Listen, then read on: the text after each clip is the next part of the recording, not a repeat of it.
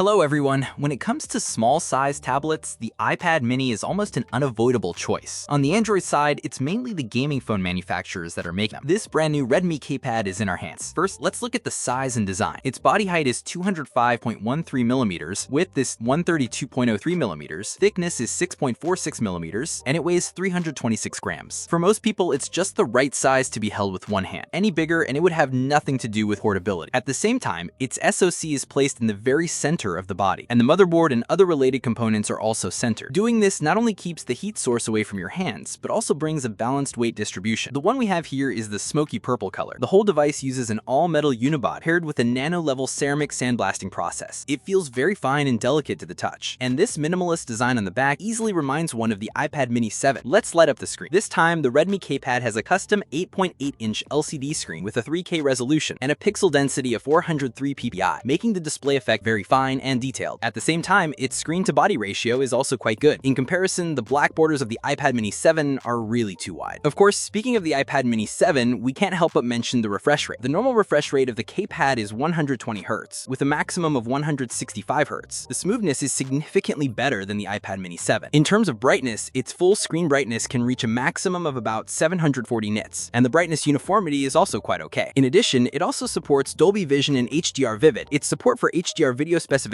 is also quite comprehensive. Of course, since it's an LCD screen, its HDR display effect will still be slightly inferior to OLED. But overall, this screen on the Redmi KPad is indeed very well made and can be considered the ceiling for LCD screens. Okay, after talking about the appearance and the screen, we have a very intuitive impression. This is a very portable and exquisite pocket tablet. Of course, this is not all of it. Next, let's talk about its other highlights. The first one is performance. In terms of configuration, it's equipped with the Dimensity 9400 Plus, with a maximum storage combination of 16 plus 1 terabyte, using LPDDR5X plus UFS 4.0 specifications. This performance base is quite good, but having just the chip is not enough. Heat dissipation is also very important. In addition to centering the heat sources like the SoC, the Redmi KPad is also equipped with an industry largest 12,050 square millimeter aluminum alloy liquid-cooled VC. At first, we didn't have any special feeling about this cooling system, but after testing, we found that this actually quite something. As usual, let's do a quick benchmark run. Antutu can reach over 2.8 million points. Geekbench 6 scores 2617 for single core and 8197 for multi-core. 3D Mark's Steel Nomad Lite can reach 2119 points. In a 20-run stress test, the best score was 2160 points and the lowest was 1635 points, with a stability of 75.7%. For a device of this size, which isn't much bigger than a phone, this is a fairly average result. Without further ado, let's jump straight into the games and see its actual performance. The old role, Genshin Impact starts. The testing environment is still 25 degrees Celsius room temperature, 200 nits screen brightness, and rage mode is on. The resolution is 1080p, under the highest graphics quality and 60 FPS mode. We ran around Sumeru City for half an hour. The entire time the wandering skill of Farazan was active, you can see that the frame rate curve of the Redmi KPad is basically locked at the maximum frame rate. The average frame rate is as high as 59.9 FPS. What's more surprising is that its 1% low frame rate is also as high as 53.5 FPS, which almost eliminates most of the stutters. The smoothness is very good. Its power consumption is controlled at 6.7 watts, which is within expectations. As for the temperature, its body's highest temperature is only 41 degrees Celsius. From this temperature, we can see that the cooling system is playing a role. Don't worry, after watching the actual test of Honkai Star Rail, you will know where the highlights are. Its Star Rail resolution is also 1080p, with very high graphics quality. The whole time we were rushing through Penacony. Under this condition, the Redmi KPad achieved a score of 59.6 FPS, which is also very smooth. But because the current load of Honkai Star Rail is very high, its power consumption has also reached 8.8 watts. For a tablet, this power consumption is very excellent. Even a well-tuned 6.8-inch phone needs to be in the low 8-watt range to run this scenario, and the power consumption of a gaming pocket tablet is as high as 10.8 watts. In comparison, the Redmi KPad being able to keep the power consumption below 9 watts is indeed very good. In terms of temperature control, its body temperature is 41.5 degrees, and the screen is 41 degrees. You didn't hear wrong, it's such a low temperature. Even though the power consumption of Honkai Star Rail is 2.1 watts higher than Genshin Impact, the body temperature only increased by 0.5 degrees. This cooling system looks indeed very excellent. In addition, it has the industry's first large-size symmetrical dual speakers, and dual 0815 X-axis linear motors can bring a better auditory and tactile feedback. In terms of charging and battery life, the Redmi KPad is equipped with a 7500 mAh battery and 67 watts charging. With the settings in the normal mode of Genshin Impact, testing from full charge to shutdown, it lasted for 5 hours 59 minutes, close to 6 hours. I guess some people will not be calm when they see this data. After all that's been said, its battery life is not long. Interestingly, Interestingly, the KPad provides 2 charging ports. During use, there's always a charging port that allows you to charge very comfortably on one side and play very comfortably on the other. But it should be noted that only this port can both charge and transfer data. In addition, it also supports Bypass Charging Plus, which prioritizes direct power supply to the motherboard while also charging a certain amount of power while ensuring temperature control. Finally, let's make a summary. The Redmi KPad is a very dessert-like product. It fills the gap between large tablets and phones very well. Its performance is very top-notch. While maintaining a full frame rate, it can also not get hot. The gaming experience is comparable to gaming tablets. At the same time, its 3K LCD screen, dual speakers, dual X-axis linear motors, and other features also bring a better gaming and audiovisual experience. In addition, what it's equipped with is the mainstream HyperOS system. The system's functions are richer and more in line with mainstream usage habits. So, if you're looking for a pocket tablet, then this Redmi KPad is indeed a model worth considering.